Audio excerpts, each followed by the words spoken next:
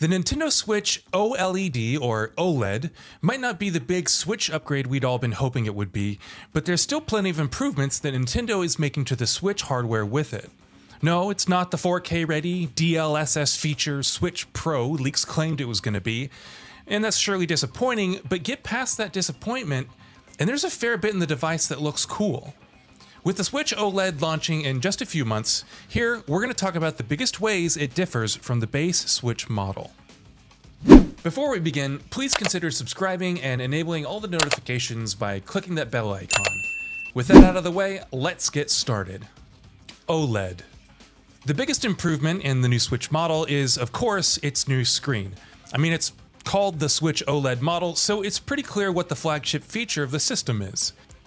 The base Switch and Switch Lite both use an LCD screen, but with an OLED screen, the Switch OLED is promising a more vibrant screen with sharper image quality and brighter colors. As anyone who's used an OLED screen will tell you, it's a pretty big improvement.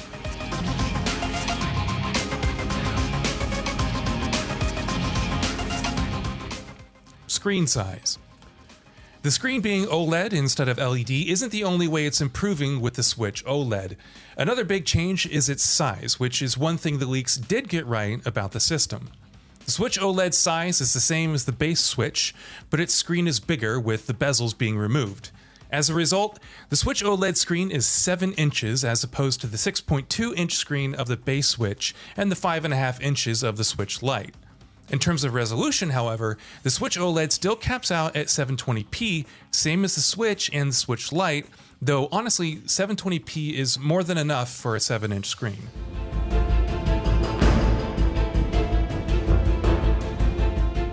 New dock. Nintendo may have gone the handheld-only route with the Switch Lite, but the Switch OLED, in spite of its screen making it abundantly clear that it's still geared towards handheld mode improvements, is keeping up with the base model's hybrid design. And it's got a new dock too. In terms of functionality, the new dock is largely the same, but it's got a new design, with the new white color being the biggest change. As is the case with the current Switch dock, the new Switch OLED dock will also be sold separately, and yes, it's going to be compatible with the base Switch model as well.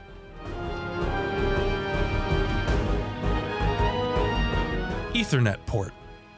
Beyond the cosmetic changes to the design and the color, how else is the new dock different from the old one? Well, there's one crucial change to speak of. Unlike the current dock, the Switch OLED dock has an Ethernet port, replacing one of the 3 USB ports that the current dock has. Given the fact that online play has been problematic in Switch, the inclusion of an Ethernet port is an extremely welcome one. Super Smash Bros. Ultimate and Mario Kart 8 Deluxe's multiplayer components aren't magically going to become buttery smooth, but in console mode, they are at least going to be notably better.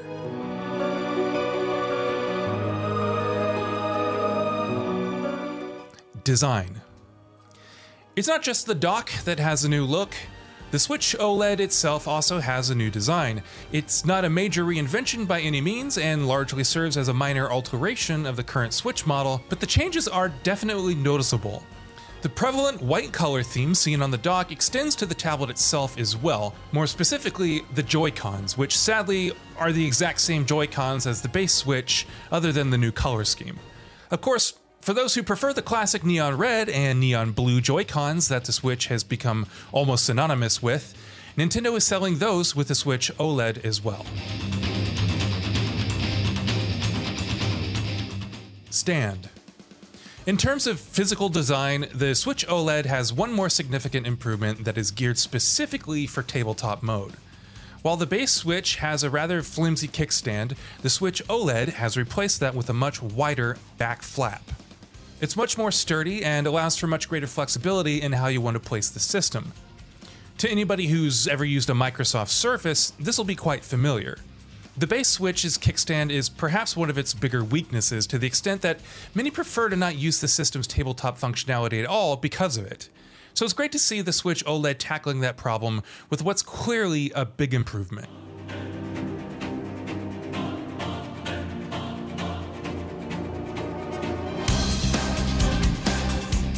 Enhanced audio. Nintendo is also touting audio enhancements in the Switch OLED, though curiously enough, they haven't given many details on exactly how the tablet's audio is better than the regular Switch or the Switch Lite. It seems like the upgrade is a pretty simple one, with improved onboard speakers that'll just lead to better audio in general. Again, though, just like with the improvements made to the tablet screen, the better speakers in the tablet are yet more evidence that Nintendo is very much focusing on improvements to handheld gameplay with the Switch OLED.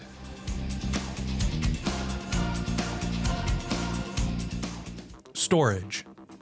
Games on the Switch are far smaller in terms of storage requirements than what we're used to seeing on consoles or PC, to say the very least, but even so, more internal storage is always appreciated, and the Switch OLED has you covered on that front. While the base Switch and Switch Lite both have 32 gigs of internal storage, the new Switch OLED doubles that with 64 gig of internal memory. Of course, you can also expand the storage with a microSD card to up it to about 2 terabytes. Battery. The Switch OLED does have a better battery than past Switch models, though with some caveats. The base Switch model that launched in 2017 had a battery life of about 2.5 to 6.5 hours, but it got a minor revision in 2019 that replaced the older model. That new model improved the battery life to 4.5 to 9 hours. The Switch OLED touts those same numbers, so while its battery life is better than the original model that the Switch launched with by quite a large margin, if you were to buy a base Switch model right now, that would have the same battery life. Meanwhile, the Switch Lite has a battery life of approximately 3 to 7 hours, so the Switch OLED is a step up from that for sure. Price. The price is, of course, the biggest factor that influences purchasing decisions, and the Switch OLED's price does reflect the hardware improvements it makes, retailing for $349.99. That's $50 costlier than the base Switch, which is sold for $29.99. The Switch Lite, meanwhile, is still the cheapest model, with a price of $199.99. The question of whether the Switch OLED warrants its price is one that many are doubtless going to ask. The $50 difference between it and the base Switch might not sit well with many, given how conservative of an upgrade it seems to be. But for those who are thinking of buying their first ever Switch rather than upgrading from a previous model, the price does seem like a reasonable one.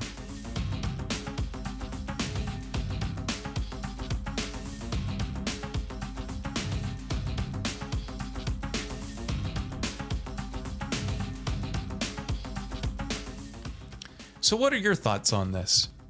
Go ahead and share them in the comments below, and if you like the video, please subscribe to the channel and enable all notifications by clicking the bell icon to get new video updates.